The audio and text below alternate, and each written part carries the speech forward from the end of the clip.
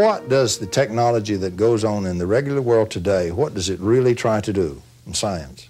Basically, it's trying to develop tools that are more and more powerful, they're smaller and smaller, they're cheaper and cheaper, and easier to build.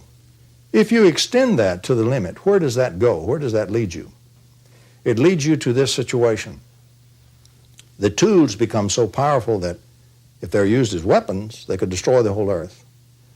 They become so small that one person might hold one of these that would destroy the earth in both hands. It'd be that small. They become cheap enough that maybe it costs only $3,000, and where a great number of citizens could readily afford that. Instead of buying a new car, they buy 3 or 4 of these.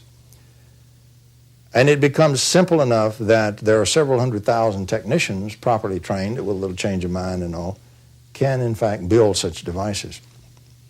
We are beginning to approach that area, beginning to arrive at that area now. We can make real progress in resolving or lowering or decreasing man's inhumanity to his fellow man and the great hostility of weaponry and so forth in the world today. And unless we do that, we simply will not survive our own technology. The power of our tools will be turned against us by other people who are inhumane, and we will destroy each other. Man decides for himself. The alien visitors have achieved a high understanding of the forces of nature and harmonize with the many variations of the 4 elements, their creative energy, and their higher dimensions.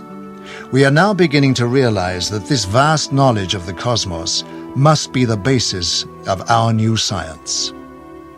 Life is abundant in the cosmos in the approach that I'm taking.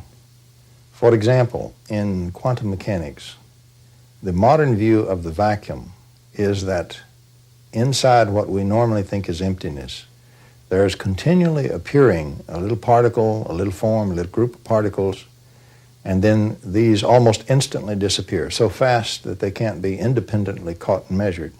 But they're very real. We have experiments which show they really do exist that fashion. And they continually appear and disappear all of the time at an incredible rate. And any kind of form that you might wish to name appears every so often in that. Any kind of living being, any kind of a material molecule or an atom of gold or an automobile or anything you might name, a living being, a living animal, appears in there with a certain occurrence, a certain frequency. And so what we have then is these things called ghost forms.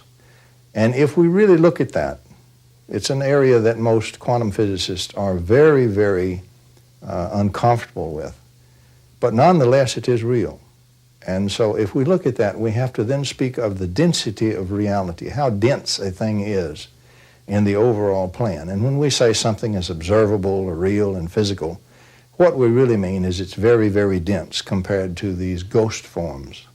But the ghost forms are real. And theoretically, if you add energy to that form so that they acquire more energy, you could materialize any form whatsoever.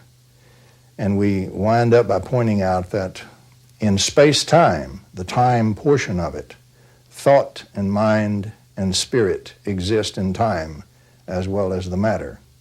And so there is at least one common dimension, if we treat that as a dimension, the time dimension. And the ghost forms that are even thought forms, therefore also can theoretically be materialized, gathered sufficient energy.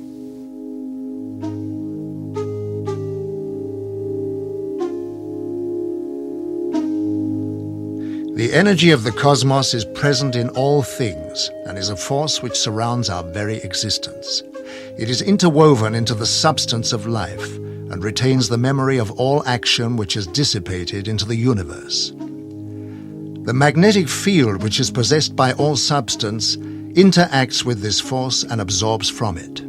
Consequently, the unknown evolutionary changes taking place in one area can be linked to another distant area without any physical contact.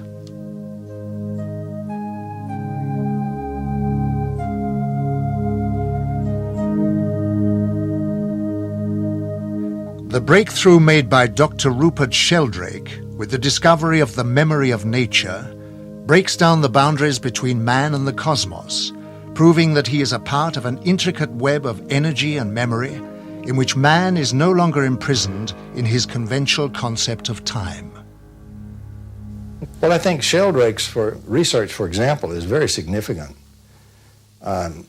He has simply labeled this the morphogenetic field, a field that generates a force gradually over a very long period of time. It accumulates an antidote for what's wrong with a species, for example, or any system, for example. Take the basic idea, the parts of any system, even though they were separated in space, if they're connected by quantum potential, they act together as if they were partially connected back to a same local system and not separated at all.